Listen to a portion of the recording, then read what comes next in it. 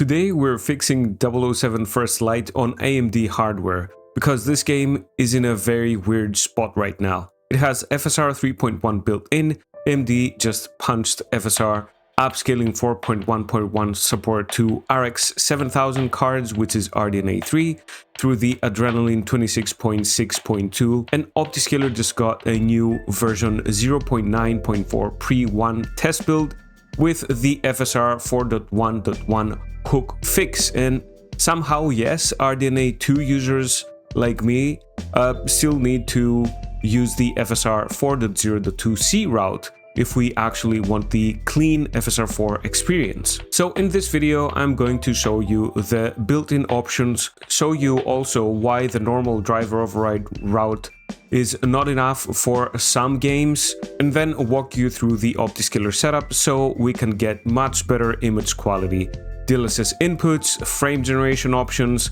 latency controls on hardware that officially should not be getting all of this in this game, or a lot of other games as well.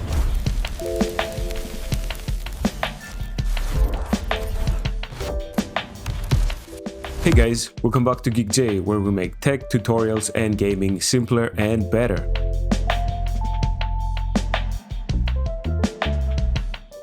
Before we jump into the actual setup, I need to explain what changed, because if you only read one headline about this, it gets confusing really fast. So AMD released Adrenalin Edition 26.6.2, and on AMD's own release notes, the big new feature is FSR Upscaling 4.1 support for Radeon RX 7000 series graphics cards users. So for RDNA3, this is official now. We're not talking about some random fake file or mystery mod here. The FSR 4.1.1 int8 binary is an official AMD binary, and Optiscaler's new test build is using the actual AMD binary, and that matters. So this game has a custom baked-in FSR 3.1 implementation, and this means that the in-game FSR path can be overwritten for RDNA3 users by the Adrenalin software override. But this is why Optiscaler is still useful. Optiscaler lets us come in through the DLSS inputs path instead, so even if the game's own FSR 3.1 implementation is basically stuck with its own inputs, and then the FSR 4 is gonna, let's say, step on those inputs, we can use the DLSS upscaling route and swap the output to FSR4 through Optiscaler, utilizing those better in quality, in most cases, inputs. That also means that RDNA3 users still have real reasons to use Optiscaler here, even though they now have official FSR 4.1 access through Adrenalin software overrides in supported situations. You can also add FSR4 to games that do not expose it properly. You can use DLSS inputs, as I mentioned just a moment ago. You can access different frame generation paths, and you can use latency tools that are just not available through the normal official in-game settings. So RDNA3 got a huge official upgrade, but Optiscaler is still not pointless. It is just a different kind of tool, and I think for single-player games it's still kind of mandatory in my opinion.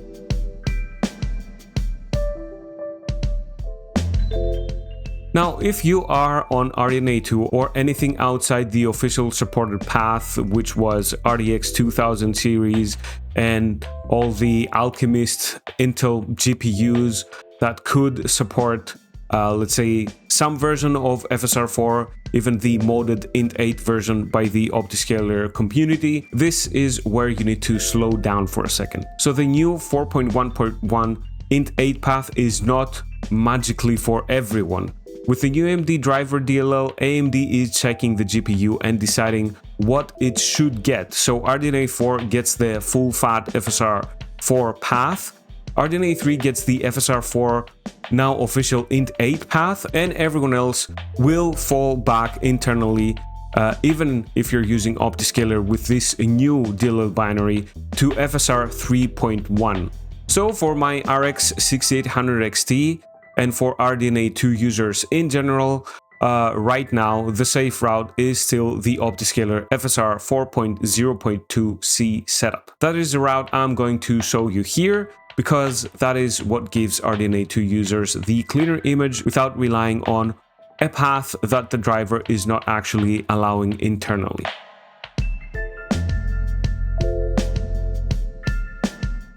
So just to get an idea of what the new update of OptiScaler 0.9.4 pre-1 gives us, I created this little presentation over here. So if you enjoy this and it helps you, give it a thumbs up, because it does take a lot of work and time to create these.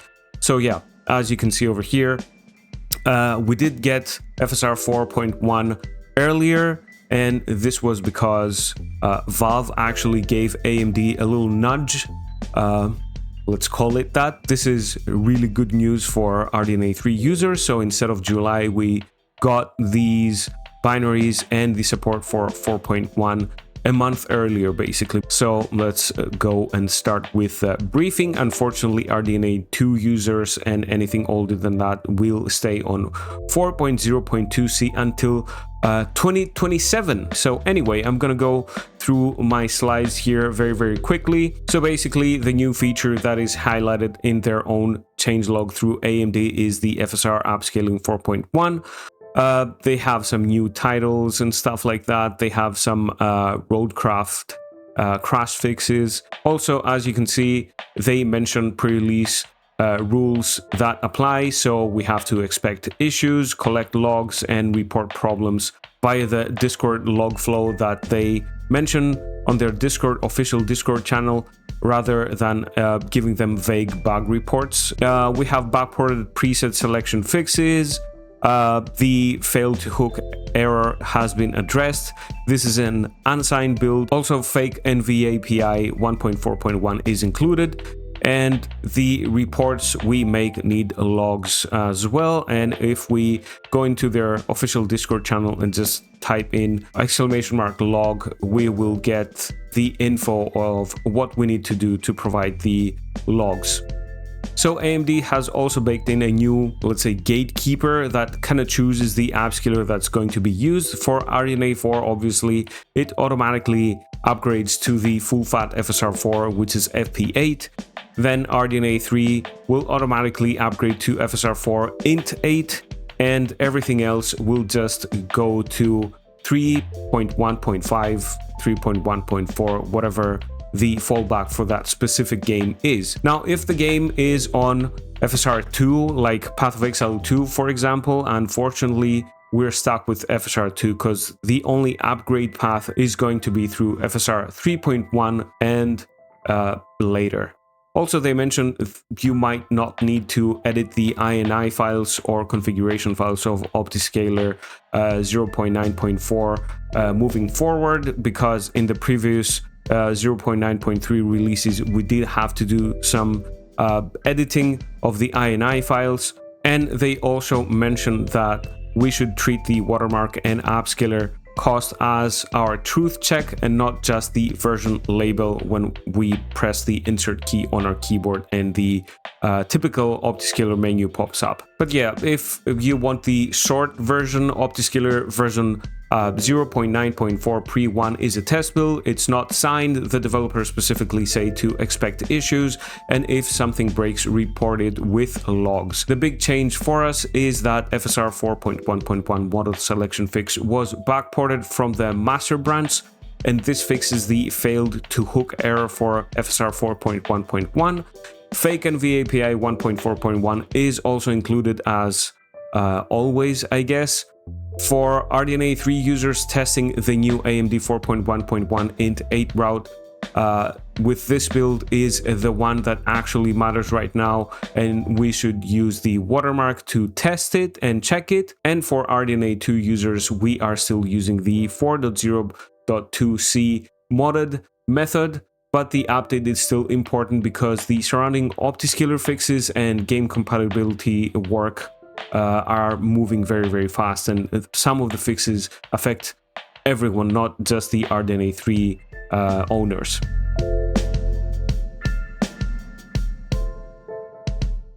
First, let's try to establish a baseline over here. So for these tests, I'm going to go into the options menu and then graphics, and as you can see, we're using 1080p as our full screen resolution. The display mode is full screen. I've turned VSync off. Resolution scaling, we're gonna keep it off. And as you can see, we only get access to AMD FSR Upscaling by default in this game. And everything else we're gonna keep in ultra settings. As you can see over here, texture filter is going to be at X16 because it basically costs nothing for modern GPUs. Level detail is going to be ultra, terrain quality ultra, but yeah, everything is set to ultra. I just disabled motion blur as always, film grain as you can see over here, and chromatic aberration.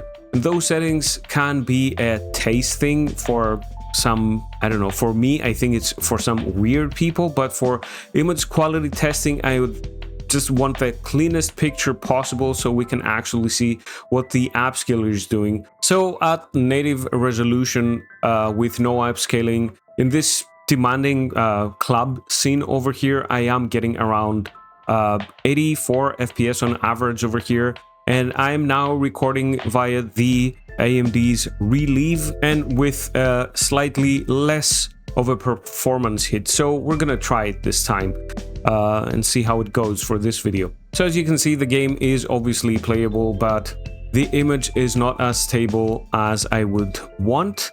I can see shimmering, especially with the lights up there. I don't know how this will translate. I can see there is a lot of weirdness in the face of some of the main characters over here, and there's a lot of shimmering. I can see aliasing. There's blurriness in the face of the female character on the left of the screen over here.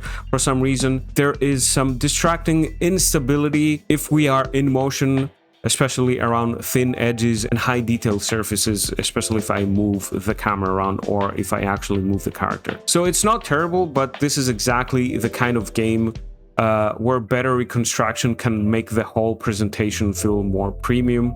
But yeah, I think this is because of pretty badly implemented TAA, to be honest, especially with the blurriness around characters, even though this is at native resolution. But yeah, let's use this little route over here and we'll go back and forth and see how this looks and performs.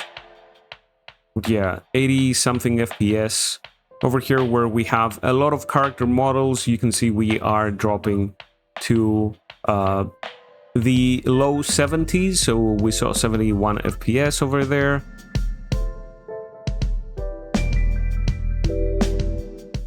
Okay, now let's check the built-in FSR 3.1 options. So depending on your build and settings, you may see different presets exposed here, but the point is kind of the same.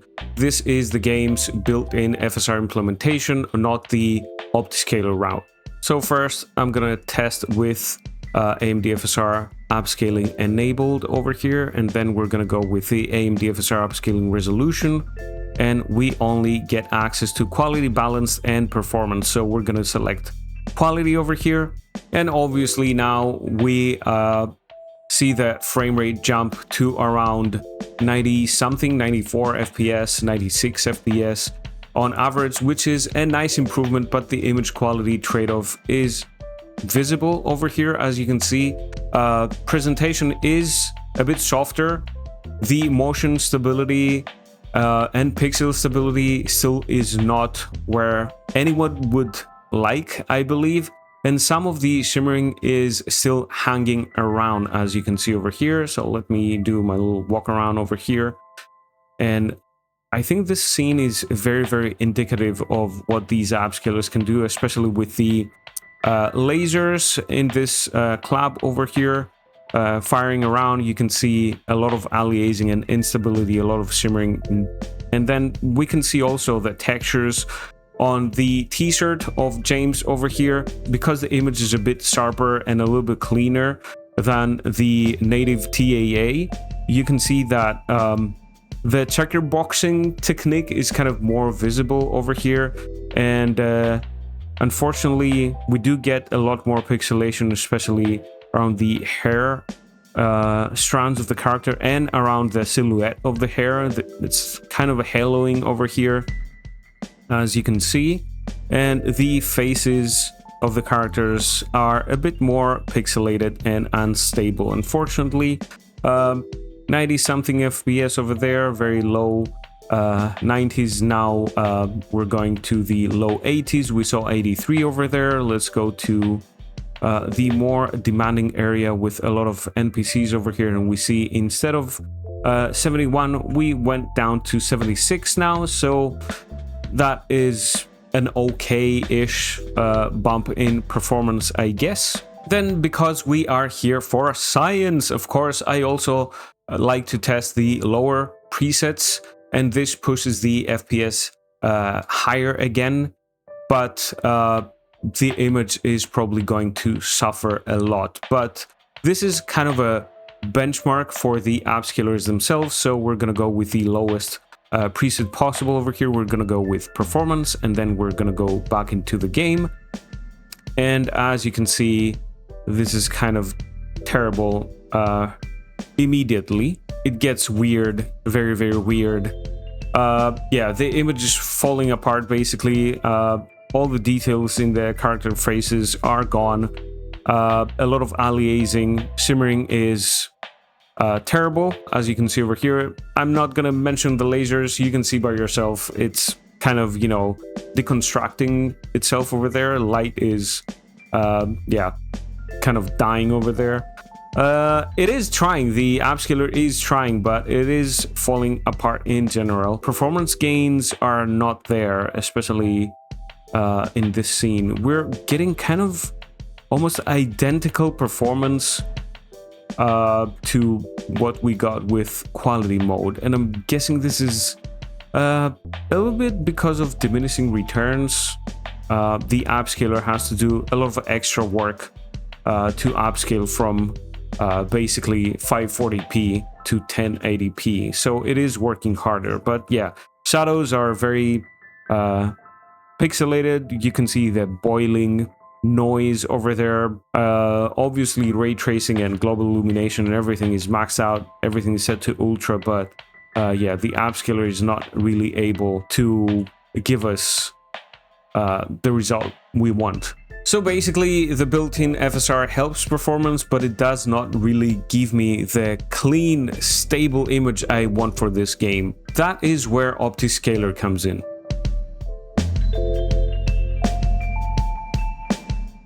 Now for the download, only use the official OptiScaler GitHub and official Discord links, and as you can see, only 0.9.3 is available over here. But if we want the latest and greatest that does support the latest AMD driver and 4.1.1 int 8 support, we're gonna have to download through Discord. And to do that, I do suggest you first go into the GitHub page to get the latest and active Discord invite. So if we scroll a little bit further down on their official GitHub page, as you can see over here, you can see the official Discord server link. You click on this OptiScaler hot link over here, and you're going to be invited to their official server.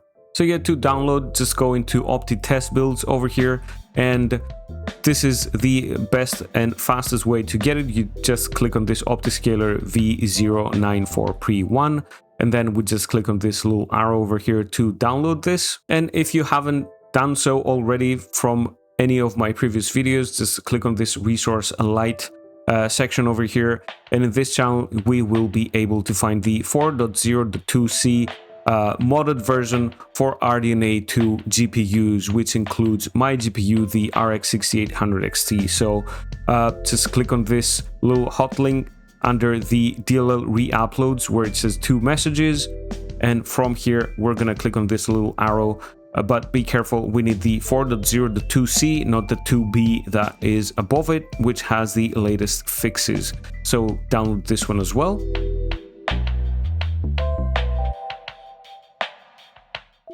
So once we have the OptiScaler package, we're going to extract it. I usually do it in a specific folder, and I extract it in its own folder over here. So we're gonna go with show more options, then 7-zip. This is my preferred archiver, and then I'm gonna go with extract to OptiScaler blah blah blah. This is going to extract it in its own folder. And as you can see, we have a brand new 0.9.4 Pre1 folder over here with all the contents over here included. Now for RDNA3 users testing the new official binary, basically you don't need to change anything. Now for RDNA2 users like myself, we still need to use the FSR 4.0.2c route. So to do that, I usually just rename this Upscaler underscore dx.dll over here, and I rename it just to have a backup of it in case I need it. So I'm gonna go with backup and then add 411 at the end and press enter. So now it is not considered a DLL file. Then I double click on this downloaded 4.0.2c archive over here. I go back to the OptiScaler folder we created earlier, and then I just drag and drop this Upscaler file in this folder. And this will now actually work properly for RDNA2 users as well. Now we need to go to our 007 First Light game folder. So the easiest way I've found to do that is open up your Steam library over here, and then I will just right click and go to manage and then select browse local files. And as you can see, this is where the actual executable of our game is living. So this is where we need to copy the required OptiScaler files. I will just hit Ctrl A on my keyboard to select everything and then start deselecting the ones I do not need. So I do not need the backup over here, and I do not need the setup Linux sh file over here, or the licenses and their readme stuff. So I'm gonna right click and then copy. Then I'm gonna go into the game folder, right click and paste. And basically you shouldn't see any warning about overriding any files. So scroll down, we're gonna have the setup underscore windows.bat. We're gonna double click on this. And as I mentioned before, do not blindly copy my settings, okay? So I'm gonna select dxgi.dll as the game is running DirectX, and this is the default and universally most, let's say, compatible extension. I'm gonna press 1 and then press enter. And here, as you can see, it is asking us if we have an AMD or Intel GPU. We should press 1. If you are on NVIDIA, you have to press 2. So be careful, do not just copy my settings. I'm gonna press 1 because I am on AMD hardware, and then press enter. And over here, we get the question if we're gonna try to use the DLSS inputs and all that good stuff. I'm gonna say yes. So I'm gonna press 1 once again and press enter. And now the installer is telling us that it has completed successfully, and we can press any key to continue. I'm just gonna press any key on my keyboard, and the installation is pretty much done. So we're gonna launch our game once again.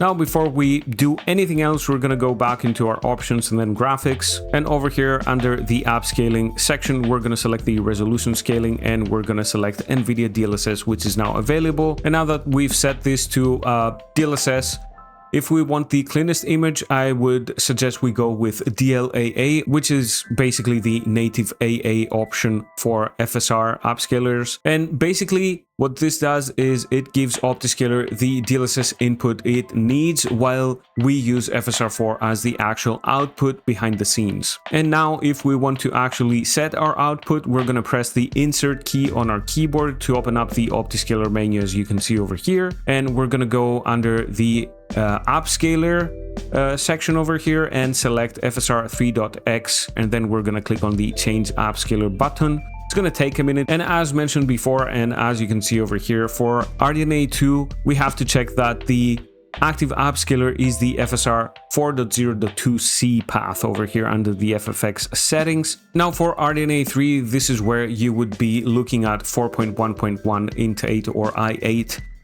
with the new test build. Now also for frame generation, this is one of the big reasons I still use the OptiScaler route even when official options exist. So this game supports DLSS frame generation only. So basically under frame generation, we're gonna go into the FG input over here, and we're gonna select the DLSS via streamline. And for output, I'm going to select XCFG. But yeah, Optiscaler lets us use that input and output through other frame generation technologies.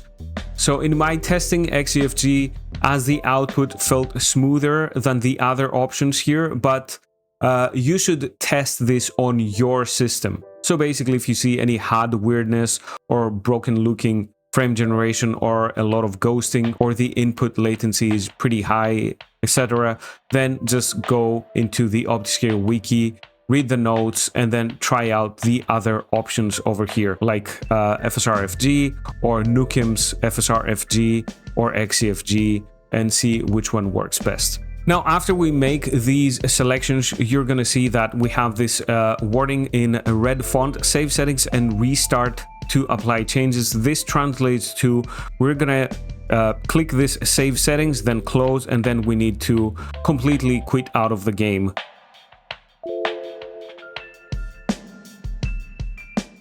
Now, this is the part that actually matters. If we press insert once again on our keyboard, you can see that everything is ready to go. We have no warning messages. If we go back into options over here and then graphics, you're gonna see that our full screen resolution is set correctly. Then we're gonna go into resolution scaling. We are on DLSS. Then you can see we are on DLAA, and frame generation for now is off, and then make sure everything else is set to ultra. So with OptiScaler FSR native style setup, I'm getting around 79-80 FPS over here. So performance is close to what we had with a native resolution in this particular scene, but the image is dramatically more stable, as you can see over here. There is no haloing around the character hair.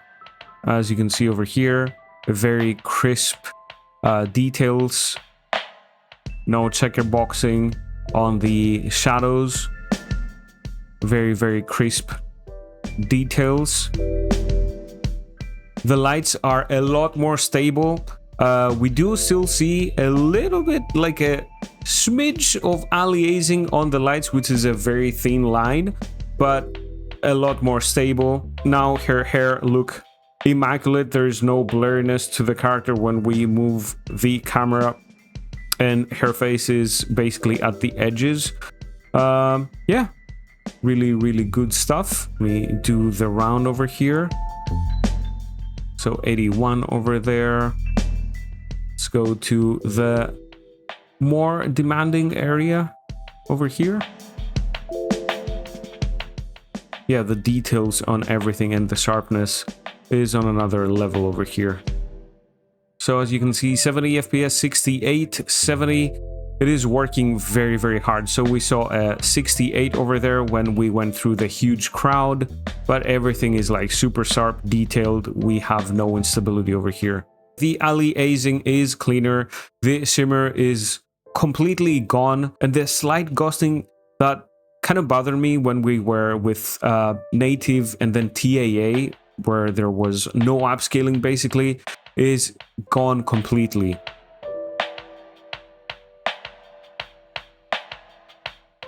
Okay, next we're gonna go with FSR4 quality. So let's go into the options and then graphics again, and let's check again. We are at 1080p, just making sure all the settings are correct. Resolution scaling, super resolution, we're gonna go with quality over here instead of DLAA. I'm gonna go back over here. So that is a significant improvement. We're getting 85, 86 FPS around here. Yeah, it kind of looks unchanged, if I'm being honest with you. So we do get a nice bump over the native resolution or native AA preset, and the image is pretty nice. I don't know if I see any changes. Maybe I can see a little bit of softness around the hair strands of the female character over here. I'm not going to spoil any names and stuff if you still haven't played the game. And I don't see any extra instability or whatever in the lasers up there. I can see the exact same thing I was seeing in the native AA resolution thing, which is a slight aliased, like very thin line, but the lines are still there. There's no disappearing. But yeah, this is looking much cleaner to me than the quality option of FSR3. And yeah, this is probably the setting I would recommend for people who want a balanced setup and do not want to give up too much of their image quality through the settings. So let me do my little benchmark run over here. 90 FPS. Yeah, that's a pretty good bump over there. Gonna get into the more demanding area with a lot of NPCs over here. Let's walk through this place. 75, 76, 81. Yeah, so 75 was the lowest setting over there, but I see no loss in visual quality. The only thing I would say I can see is that there is maybe in some occasions around hair strands a little bit of softness going on. That's all the difference I can see. Pretty impressive stuff.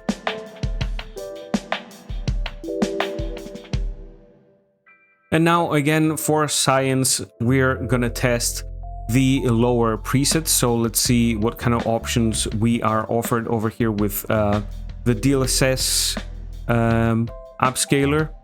So we do get ultra performance. So just for the apples to apples comparison, I'm gonna get to performance first. It's gonna take some time initially to apply that setting, so don't be alarmed. So with FSR4 performance, we do get around 100 FPS. So this is a really nice bump in performance. This is where you need to understand the trade-off. So FSR4 Int 8 has a compute cost, so the scaling does not behave like the old FSR 3.1 path. But for some reason in this game, we see a better performance lift than the FSR 3. I don't know why. The implementation might not be that good, but yeah, if we press insert over here, you can see we are upscaling from 540p. So that is pretty huge, and the image quality is light years ahead of the FSR 3 performance mode. So yeah, there are typically diminishing returns, but for some reason in 007 First Light, FSR4 performs better on performance mode, which is usually not the case. I don't see any extra problems over here. I do see a little bit of extra softness, and I do now see some pixelation around the hair strands of the female character on the left side. So we do get some extra weirdness during movement, but I mean, considering we're upscaling from 540p, I think this is a huge W for this game. Yeah, I mean, I do see some weirdness, but if you asked me, I wouldn't be really able to tell you this is 540p and it is using FSR4 upscaling and stuff. The textures look immaculate, like nothing has changed. Just a smidge of a little bit of extra softness all over the screen over here. That's the only difference I see. And a little bit of pixel instability or pixelation around the hair of the characters, as you can see over here. Really good performance over here and really good image quality. The further back we go, the weirdness is going to be a little bit more noticeable. But yeah, it still looks really, really good. And remember, this is performance mode. And we can take it even further because I don't know if you noticed earlier, but when we were here in the super resolution, I did see the ultra performance preset. So let me click on that, give it some time to apply. So we're going to go back into the game. I'm going to press insert, and you can see we're upscaling from 360p. So that is kind of insane. I mean, there is a lot more weirdness going on here. Let's see the lasers. Yeah, I can see more instability right now. We get some simmering and more aliasing, but the characters are really keeping it together over here. We do see a lot more softness, but this is upscaling from 360p. Let me go back over here to the initial position and see what the performance is looking like. So 106 105, 108, 107 FPS over here. So we just gained to 7, let's say 6 FPS on average on what we were having before. It does add to the weirdness, but I mean, it's still extremely good looking if we compare it to the FSR3 performance, which was 540p, not even 360p. So this is kind of insane. And we're getting better numbers for some reason. So yeah, textures look really, really good. They're not as sharp. As I mentioned before, we do see some softness. But even though if we don't get any sharpness like slider in the game, as you can see over here, we can add sharpness through OptiScaler. And let me just go over here, click on the override, then enable the RCAS DA, and I'm going to go with the depth aware RCAS and enable the motion adaptive sharpness over here. We're going to save settings and exit. And as you can see, if I move the slider to the maximum, it does get very over sharpened and pixelated. So if we keep it around the 0.4 or 0.3, we're going to have a better time, I believe, if we want some extra sharpness over here, but it does add to the pixelation. So it's kind of a trade-off again. So I'm going to disable this, leave it at default, save settings and close. The good news is even when the image softens, the stability is still much better than the built-in FSR3 route in the areas I have tested so far. So I would not start here, but it is nice to know the option still exists, especially for handheld devices. This is going to be a game changer.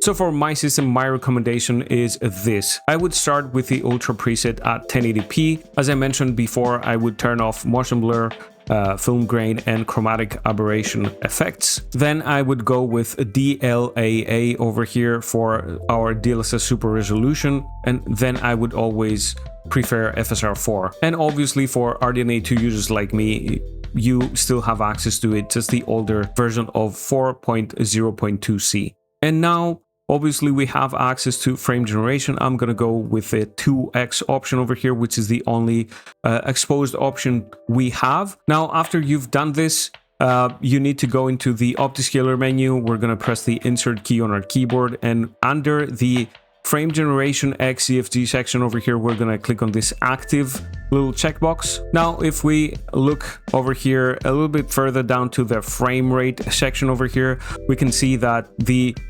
latency reduction method is used, and it's XCLL, and I'm gonna move this to cap my frame rate slightly below my monitor's maximum refresh rate, which is 165 Hertz. I'm gonna go with 162, so 3 frames lower than the maximum refresh rate. I'm gonna click apply limit, then I'm gonna go with save settings and close. Now, my recommendation would be to not just stare at the FPS counter over here.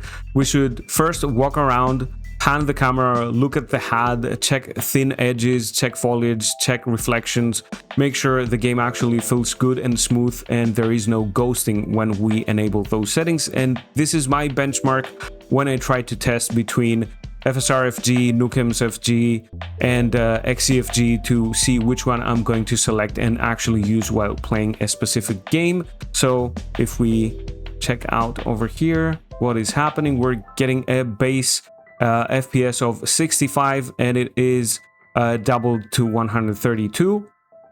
And the game looks perfect basically because there is no upscaling happening over here. We are basically playing on DLAA. 136 FPS around here. Characters look really, really good. I'm gonna move the camera pretty erratically just to make sure there is no ghosting over here, and I don't see any. Very, very responsive. I do not get any input latency over here. So a very, very nice experience, very sharp image. Let's go through the crowd over here. 59 was the lowest number.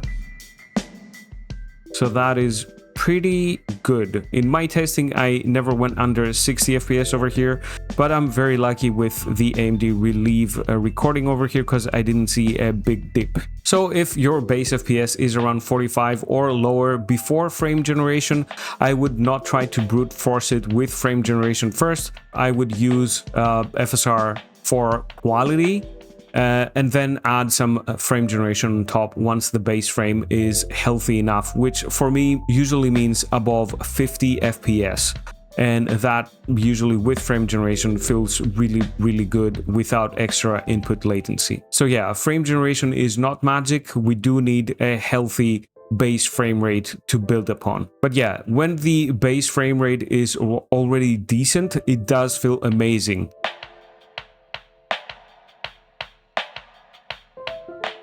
So that is how I would optimize 007 First Light on AMD hardware right now. The official AMD driver update is genuinely exciting, especially for RX 7000 users, which is RDNA3, because FSR 4.1 support is now officially here through Adrenalin 26.6.2, so don't forget to update your drivers. But for this game specifically, the built-in FSR 3.1 path is not something I would rely on because it doesn't look that good and it doesn't perform that good. So that is why OptiScaler still matters. It gives us the DLSS input route. So basically OptiScaler here gives us the DLSS input route. It opens up frame generation and latency reduction options that are otherwise not available through the standard menus. For RDNA2 users just like me, we're gonna stick with the FSR 4.0.2c route for now. I think RDNA3 users are gonna be very happy to test the new 4.1.1 int 8 route, as it is an updated upscaler in general, and it also not only looks better, but it does perform better.